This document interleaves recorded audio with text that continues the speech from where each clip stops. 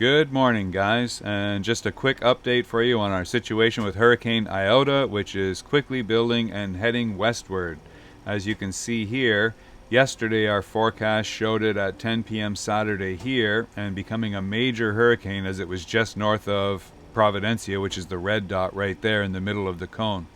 We are right here, the blue dot, and that is San Andres, and we are just on the southern side of the warning cone. The wind projection for the day shows Providencia just inside the purple zone, which means they are planning to take a direct hit by that major hurricane. We are right here in the orange, which means we have a 60 to 70% chance of being struck by continual tropical force winds of 40 knots average.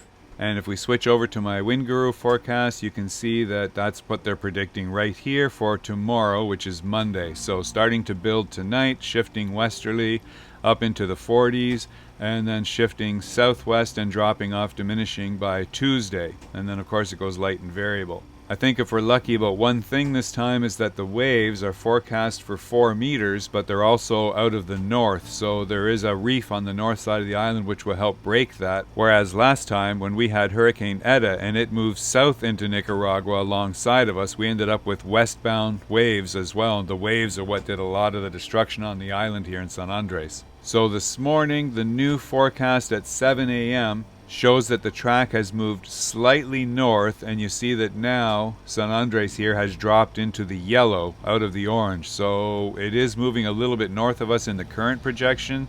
That's good for us, so I'm very happy about that. But of course it doesn't mean we're out of the woods yet, because it could change its track further along the way here and dive further south. We just don't know until we actually see what it does.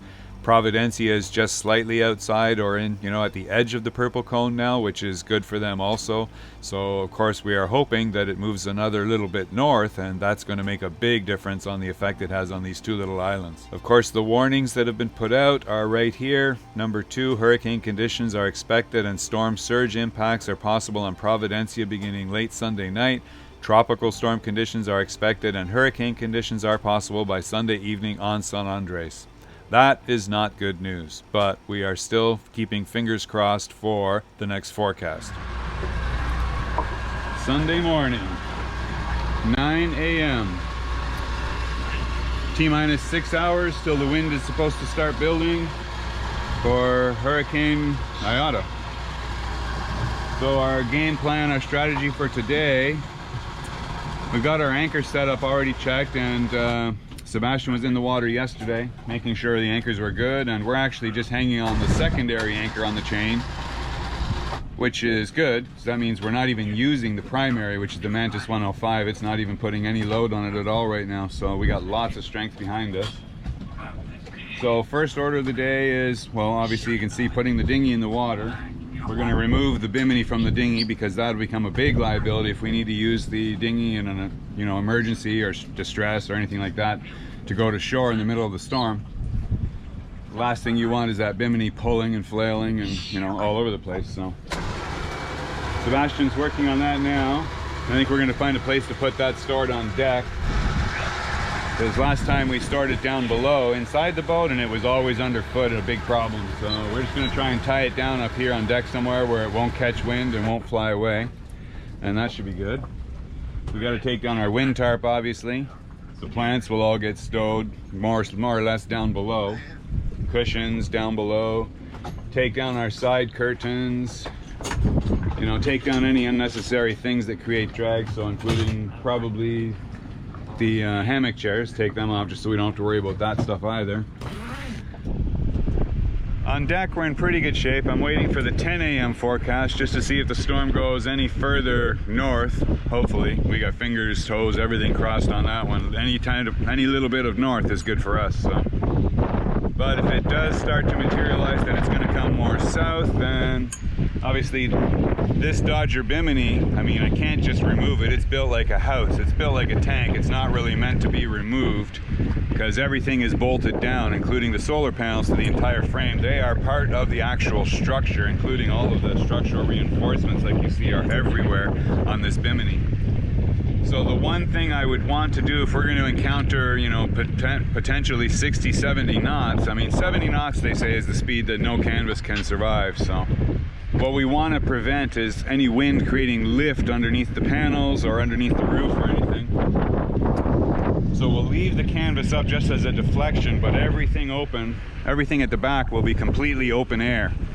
So there won't be any vacuum pressure or anything like that. It'll all be even pressure. But we're gonna get some of our truck straps and ropes probably and tie them across the front of the Dodger and down to the tow rail. So if we put the lines down to the tow rail on each side and you know, strap them down tight, that will prevent any wind from getting underneath the panels and wanting to pull them up, or the canvas or anything like that. So it'll just keep downward pressure so that nothing wants to lift off the boat.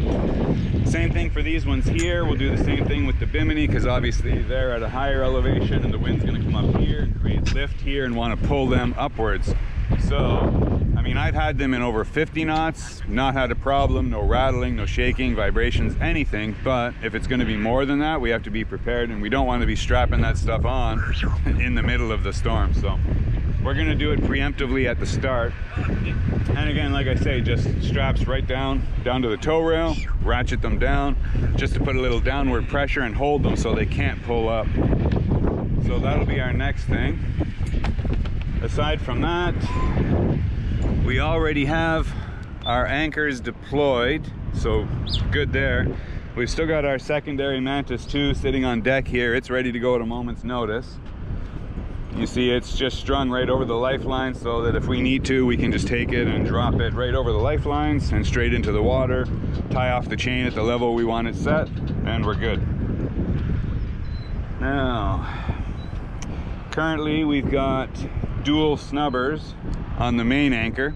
So we got one on each side, port and starboard. We'll check all those, make sure there's no chafe on them from the amount of time we've been using them. And we've got just over 35 meters of chain out. We're at about 100 something feet right now. So I'll decide if we want to put out a little bit more. We just got to watch, because as we swing around, we come in contact with these boats over here. So we got to watch out for them, because we don't want to get wrapped around their chain. If we swing behind them or anything like that, that would be very, very bad. So we have to stay within our limits of those boats, and I have a feeling that's probably going to be a maximum of 120 feet. So next thing for here, yeah, is just to take down our canvas. And the sails, I mean, we don't need to do much with the sails. I have these built in very, very heavily built stack packs and canvas. Everything is very strong, and plus, if you remember well, I always take and let the boom feather into the wind all on its own. So it'll be left to run free, so that no matter what angle the boat's at, the boom will feather straight into it, just like an airfoil, and all the wind will go straight down the boom, so there won't be any drag on that. So that's the plan for that. The jib, you can see it has to be wrapped up very tightly as it is. We prepared that for the last storm, but then not only that, but you can see we also have several wraps of the jib sheets around the foil, around the sail itself. And that's to prevent the clew of the sail from starting to come loose and actually get caught up in the wind, which will pull the sail out, and then you have a real problem. So I know I see some of you guys like to keep your, your jib wrapped up in such a way as you still have a little bit of a tail coming out from the clew, and then tie your lines there, and no, that's not good, especially if you're getting ready for a storm. So don't do that. But anyway, that's what we're looking at so far. We have all tanks full. So our diesel tank is full. We are just filling water tanks now. So the water maker is running. We topped them up 2 days ago. We're topping them up again now before anything happens tonight. So that's all good. The generator, we've just been running the generator this morning because we're topping up batteries, keeping them full so they're always topped up in case of any emergency. We got them ready. So diesel tank's full, water tank's full, freezer's full, fridge is full, lots of extra food on board. So even if the island inadvertently for any reason due to the storm gets shut down for whatever reason, we'll be good for quite a while to come. Other than that, okay, you can see Sebastian's already got the bimini off the dinghy, so we're good to go there. We're going to take the dinghy ashore. We're going to fill up our last spare gas can for the generator. and pick up some extra oil, just spare oil. We need some because I'm a little bit short for replacement oil in the engine and for the generator because it consumes a little bit of oil even though it's a 4-stroke. We want to make sure we have some in case we need it because that's our backup power supply. That's it for now. I guess we'll check back in later. That's going to keep us busy for a few hours, so talk to you then. Pray for the 10 o'clock report. North.